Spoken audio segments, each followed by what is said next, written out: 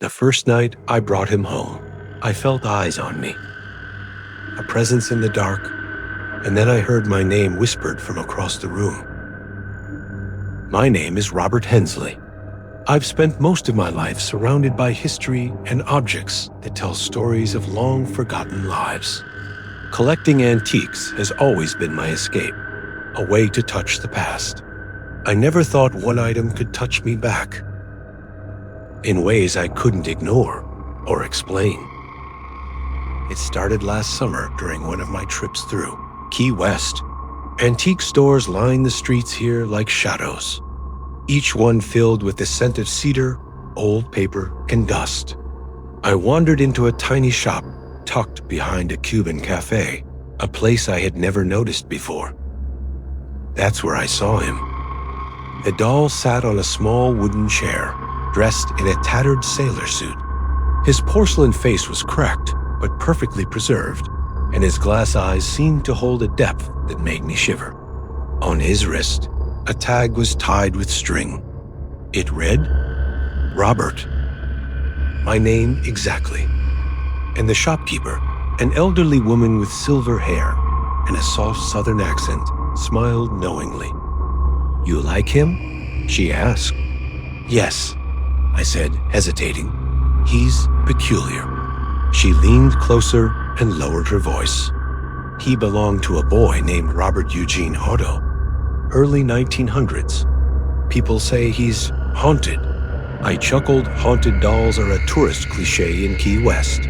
Still, something about the way she said it gave me pause, a tingle I couldn't place. I bought the doll. I placed him on a chair across from my bed. I didn't want to box him immediately. Something told me to leave him in sight. That night, I couldn't sleep. I felt it before I saw it. A pressure, like someone was leaning against the edge of my bed. When I finally turned on the lamp, the doll was sitting exactly where I left him. Only his head was tilted slightly to the side, as if he had looked at me. I told myself it was my imagination, old wood, shadows shifting in candlelight, nerves. But I awoke hours later. The doll was on my floor, closer to the bed. Over the next few days, I noticed small footprints appearing across my hardwood floors. My keys would vanish and reappear in odd places. Sometimes, when I entered a room, I thought I saw him in a different chair than before. I tried to destroy him. I wrapped him in a bag and threw him into the dumpster behind the school. By the time I returned home, he was sitting on the kitchen counter, staring at me. His eyes seemed darker now. His head turned slowly, watching. I realized then that this was no ordinary doll. He was alive.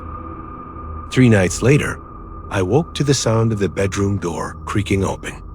Slow, deliberate footsteps across the floor. I couldn't move. My heartbeat thundered in my ears. A whisper came from the darkness. Why did you take my name? I turned on the lamp. The doll was standing on the floor beside my bed. Standing. Its cracked mouth moved, slightly, revealing tiny yellowed teeth. I screamed and threw the lamp. The glass shattered, darkness swallowing the room. I ran barefoot into the street. My neighbors stared, bewildered, but I didn't stop. When I returned with the police, the apartment was empty. The doll was gone. I returned to the shop, desperate for answers. The elderly woman was gone. A man with thinning hair and thick glasses manned the counter. You bought that thing? He asked. I nodded. He paled. That isn't just a doll. The original Robert doll belongs to a museum. The one you have is different. A collector tried to replicate him years ago. Something went wrong. That doll carries a part of him with it. I left with no answers, but a mounting dread that I could not shake. Weeks passed. Each night became more unbearable. I could hear giggles in empty rooms. My closet door opened itself. Footsteps echoed when I was alone. One evening, I found the doll sitting on my pillow. My heart sank. Its head was cocked, eyes fixed on me. I lunged at it, but it vanished when I turned the lights on. I stopped sleeping on the bed. I began to sleep in the living room, awake at every creak, every whisper. One night, I decided to end it. I took the doll into my hands, intending to destroy it once and for all. I went out to the backyard, a quiet spot, moonlight hitting the ground. I raised a hammer. Before I could strike, a voice whispered, not from the doll, but in my mind. Confess, Robert. It froze me, not just terror, something worse. Guilt, memories of mistakes I had buried for years. I dropped the hammer. The doll remained in my hands, immobile, yet its eyes glowed faintly. I realized the doll reflected me.